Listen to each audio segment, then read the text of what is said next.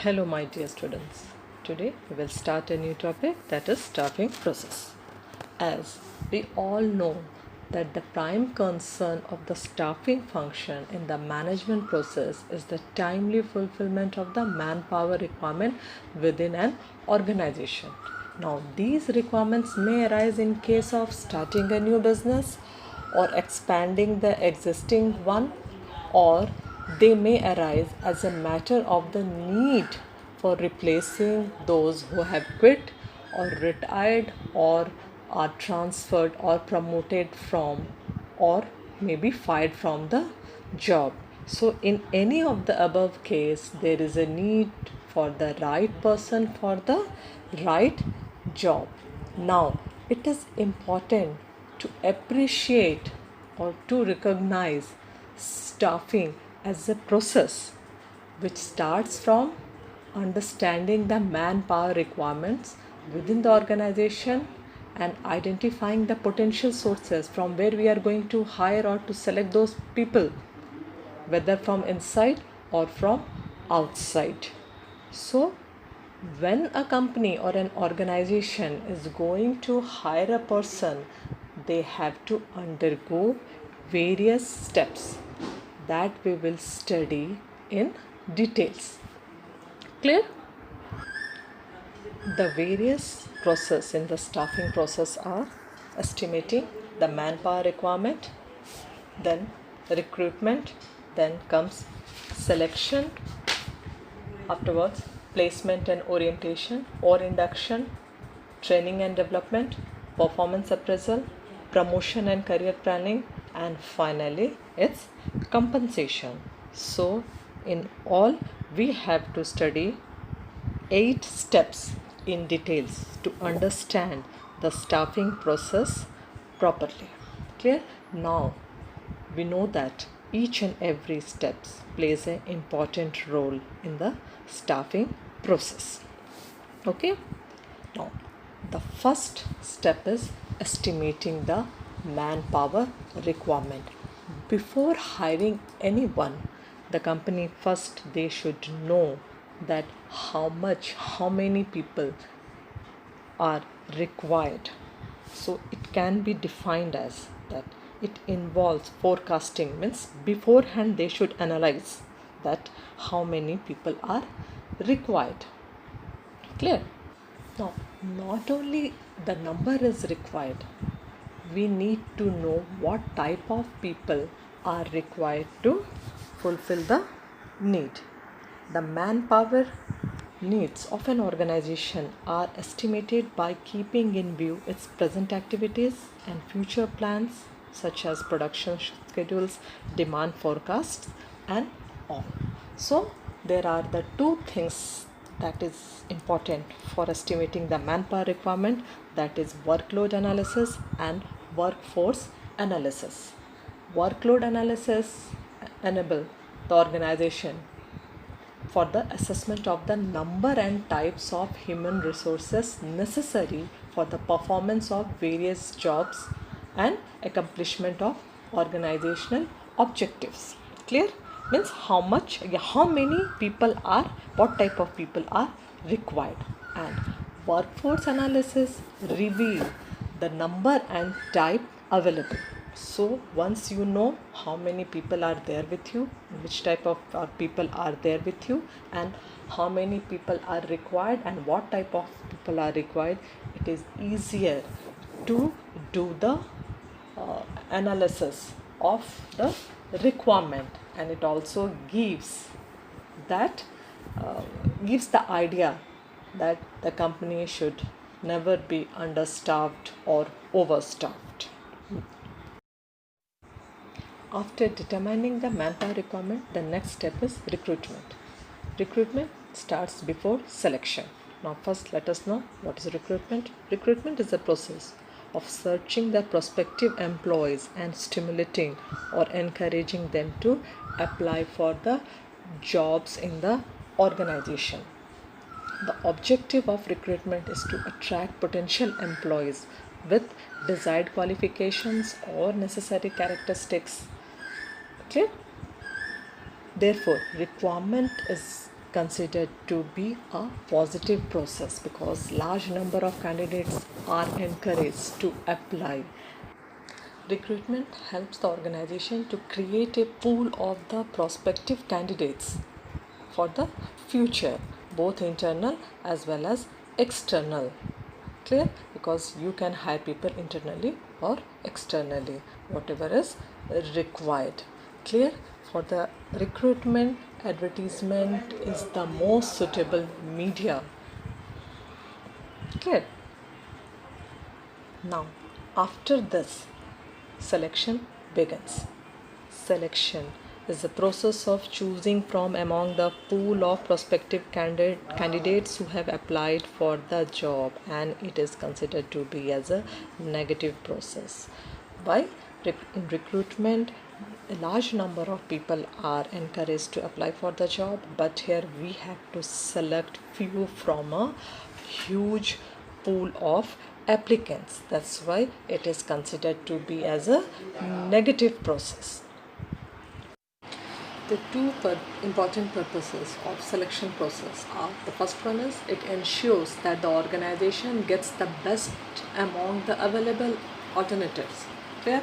And the second one, it enhances the self-esteem and prestige of those selected and conveys to them the seriousness with which the things are done in the organization. No doubt, when a candidate is selected among endless number of candidates, his or her self-esteem and prestige is going to be enhanced. Now I think these two topics are clear to you. The next topic is placement and orientation or induction. Once the candidate is selected, now the employee must be given a brief presentation about the company, and he must be introduced to his superiors, subordinates and the colleagues. So generally the candidate is taken around the workplace and given the charge of the job for which he has been selected. This process is very crucial and may have a lasting impact on his decision to stay and on his job performance. So these two steps are very much important. Clear? Orientation can be considered as the introduction or introducing the selected employees to other employees and familiarizing him with the rules and policies of the organization, which will help him to feel very acquaintance with the other employees. And the second one, the placement, refers to the employee given, clear, occupying the position or post for which the person has been selected. Clear? So now you can very well imagine how this step is important in the process of staffing. Okay?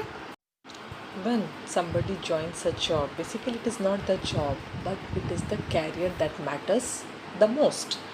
And everyone must have the opportunity to rise to the top.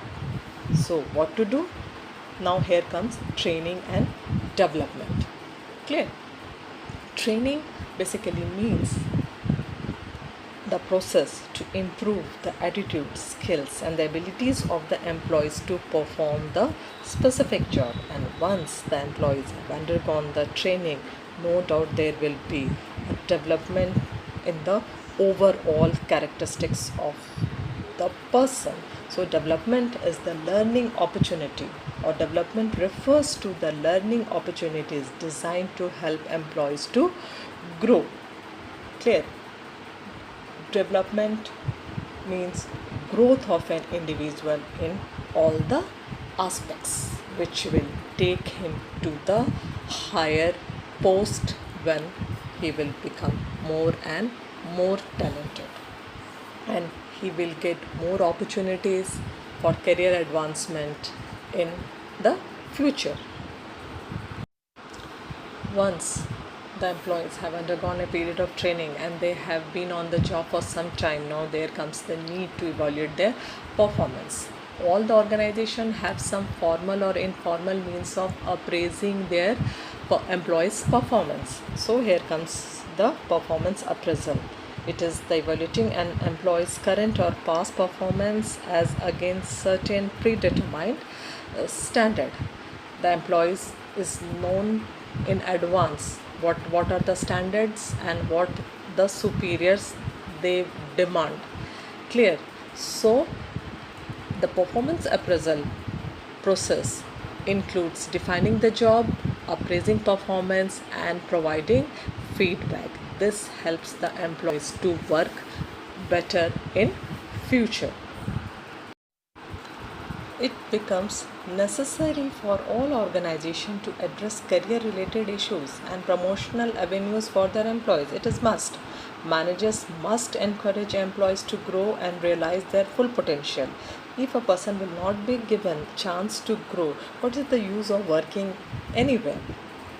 Promotions are so considered as an integral part of people's career. What is promotion? Promotion involves shifting an employee to higher position, carrying higher responsibilities, facilities, status, and pay. Once person is granted promotion, it means he or she is stepping on the ladder of their own career, means their career is rising to upward. The next part is compensation. Compensation is the last step in the whole staffing process. What is compensation? Compensation refers to all forms of pay or rewards going to the employees. Clear? Basically, it includes the direct financial payments and the indirect one. The direct financial payment is once again divided into time based and the performance based. Direct financial payments like wages, salaries, incentives, commissions, bonuses, and indirect payments are employees paid insurance, vacations, and many more. The time based plan of the direct financial payments means salary and wages, which are paid either daily, weekly, or monthly, or annually. And the performance based plans means the salary, wages are paid according to the piecework. Clear? And many more examples are given on the slides too. Clear? So there are many other factors which influence the design of any pay plan. These are the legal, labor laws, union, company policies, and equity. Clear? Now, after all these, it is needed to be kept in mind that several factors influence the total staffing process or the total staffing, which may include the supply and demand rate of the specific skills in the labor market, unemployment rate, labor market condition, legal and political consideration, what is the image and the policy of the company who is hiring the people, how much is going to be the cost of the human resource planning, what is the technological advancement or development that is taking place, and the general economic environment. No doubt all these factors are gonna influence the way recruitment, selection, and training will actually be carried out. And finally, we need to see that as a process, staffing includes acquisition, retention, development, performance appraisal, promotion, and compensation of the most important resource of an organization, that is human capital. Now finally we have come to the end of the staffing process. Hope you have understood all the 8 steps of the staffing process. Clear, student? If you have any queries, you can directly ask me. Okay, thank you.